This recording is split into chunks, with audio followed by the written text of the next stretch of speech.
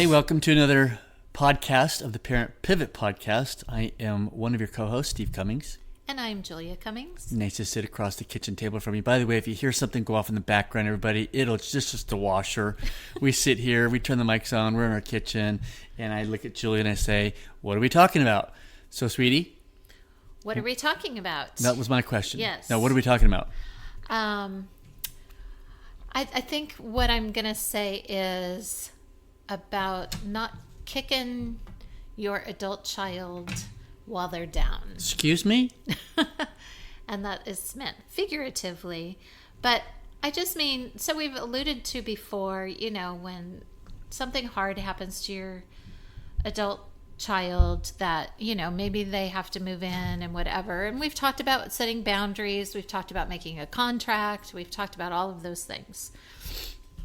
When we talk about that, we're not talking about necessarily, and maybe we are, a situation where that adult child is in a really bad place. Mm-hmm. We've talked about depression. Right.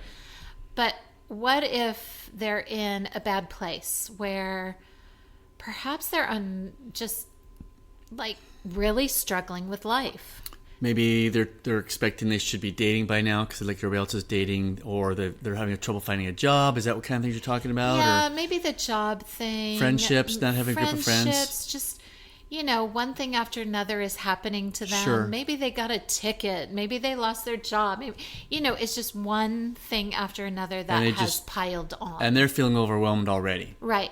And you may, in your mind, be thinking, well, you brought this on yourself. Yeah, you're not being responsible. You showed up late for work, and and yes, there are life lessons to be learned with all of that stuff. Right. So, but in that, my point is, don't take that opportunity to then lecture them. Right. That's not what they need kind of like at that it's like moment. piling on. Yes, they don't need that at that moment. And to be able to say, well, you brought this on yourself. You did this, you did that. Yes, your friends are lousy. You should have chosen better. Or, that guy was never right for you, or that girl was never right for you. Or, yeah, you never should have moved in with that significant other person. Right. There are a million things that it could be. Right. Honestly. They've probably already thought about, they know that stuff in their hearts. They're like going, I know I made that mistake. And then when mom and dad are, like you said, piling on, it adds more shame. It's like going, see, I'm not enough. I can't make good decisions. Nobody's on my side. I'm out there floundering, and mom and or dad, whether you're married or it's a divorced situation, one or the other, whatever, right. is they're not there. They just keep adding more to it. Right. I told you so. Right. So I'd like to give some guidelines for that. Okay. I guess is really where I think I'm going with this. All right. So let's say your adult child has made all of these poor decisions, and there's nothing you'd like more than to say, I told you so. Right, and they could just be in a slump of things, and it just needs to be turned around with one thing that could happen in their life. And part of it is their journey. Right. And their growing up process, right. no matter what age they are. Right. This is not age specific. Right. No, we keep saying they have to figure it out. If we're just sitting there on the sidelines trying to insert ourselves and telling them what they're doing wrong, it's not helping. So it could be your 21-year-old, it could be your 41-year-old. Yeah. Honestly. And you may very well desire to say those things. It is not the time. And as I've said over and over and over again, your adult child knows how you feel without you saying it. Yep. They do. Yep. So where I want to go with this is you being able to ask a question. Is there anything I can do to help you through this? What do you need from me? Not, what is your plan? What are you going to do? Blah, blah, blah, blah, blah, blah, blah, blah. Not right. like that. No. We're not making a to-do list. Right. We are simply coming to them yeah. in a humble servant attitude of saying, how can I help you through this? Is there anything I can do to relieve your stress? And if they say something like, I need $1 million, obviously you're not going to do that. Right. But You can say, if money is the issue, hey, would you like me to sit down with you and make a plan for getting out of this hole or saving for something or whatever? So that would be one thing. The other thing would be perhaps just encouraging them and letting them know they have what it takes. Exactly. Be their chief encouragement officer. Yes. So right now, if you have an adult child going through this type of thing, whether they live at home or not, their level of self-loathing is probably pretty high. Right. And they are feeling defeated, discouraged, perhaps depressed, even unmotivated, because perhaps they're telling themselves the lie that what difference does it all make? Why would I bother to try? Because this is what trying got me. Right.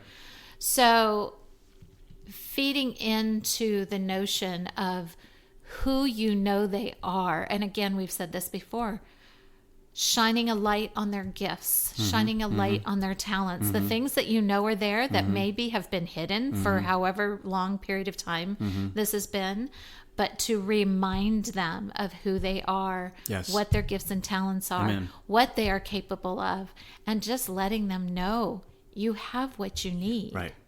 And then you becoming the wings beneath their wings. Right. While they're going through that. Yeah, and I would add to our list here of things is when we say don't pile on, usually what we're saying is, it goes back to keep your mouth shut and then welcome back out. And where I want to go with this is to say be a good listener. So this last week had two men talk about that and how that changed their relationship with their adult sons.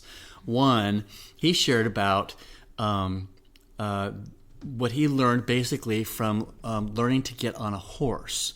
So when horse would just like always let you on, and he walked through this whole situation where it takes a while. It took him 3 months before this horse would let him sit on his back because there needed to be a connection. And finally there was a connection. The horse lets him sit on him. It took him 3 months. Well, one of his sons, he was having a hard time with connection. And again, the son was experiencing dad as piling on. Why are you watching video games in your dorm? Why aren't you doing this? How are your grades doing? And this dad was humble enough to realize, hey, the horse trainer said, now take everything that you learned about having connection with the horse and go do that with your son. So he did. Drove a few hours away to go to school, went and spent the weekend with him, and never opened his mouth to pile on. It was over the course of a weekend, things changed so much that the son said, this is the best weekend I've ever had with you. The difference was he didn't pile on. He just sat there and listened. And then a few days later, I'm heading on the airplane down to Florida, and I'm speaking before a men's group there, and we're talking about listening to our in any relationship, our wives, co-workers, bosses, whatever. And one of the men said, hey, everything I've learned here this morning, I really need to go back and listen to my son and things. So really what we're saying here is one other thing that we can add to our list here is be a good listener. Again, we've said over and over on our podcast, our adult children know where they've gotten off. The thing is, when they're down, don't kick them while they're down. Yeah. And what we say by that is don't say, I told you so. Don't go right back to what's your plan? What are you going to do? Going to get a job? And even if you try to do it in a helpful way. Yeah. Oh, hey, I found this for you. What you're basically communicating in a kind of a passive-aggressive way, I guess it would be passive-aggressive, wouldn't it? Is, hey, you should be doing this, and you're not, so you need to get with it. All that's doing is speaking to their heart, and their heart needs some love and compassion and tenderness. Yeah. Because we've been there before, individually, before we became parents and became, adults and stuff like that. So it's like step foot in their shoes and see what that's like. Yeah. And I wish that we had the child listening audience too. That's true. We only have the parent listening audience. I know. And I wish that we had the opposite end, because what I would be telling them is I'd be asking them that question. Like if I were in a therapy session with them, I'd be asking the question, well, what do you need from your parent? Right. I'd be asking the question, in a perfect world, what would it look like being in relationship with your parent if you weren't experiencing that from them? Right. And then I would really be encouraging them to figure out what they really, really need from their parent, and then being able to say that to them. Right. But again, parents, Partners, excuse me, parent partner. We're pivoting parents. here. Remember, Yes. we're presuming you're growing and being a partner.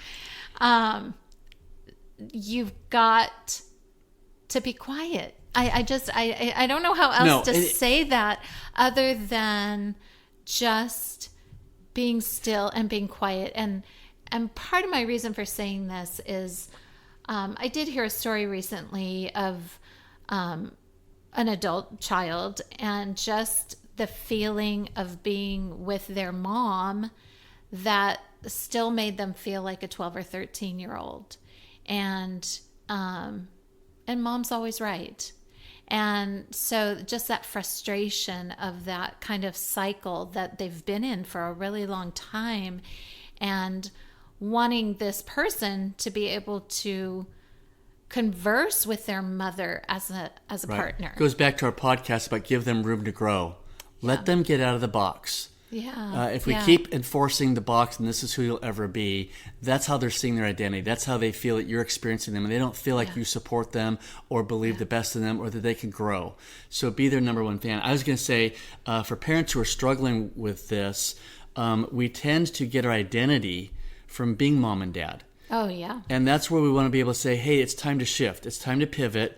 Saying, guess what? We're not going to get our identity anymore in the day-to-day of telling them and instructing them, here's what you need to do. And if you don't do that, then there's something wrong with you. What we need to do is put a bow on that one, close the box, and put it up on the shelf, because we're talking about pivoting here. Yeah. A partner is someone who comes along and supports you, prays for you, keeps their mouth shut when they need to, lets you stumble and fail and fall down and get hurt and whatever, because you'll figure it out.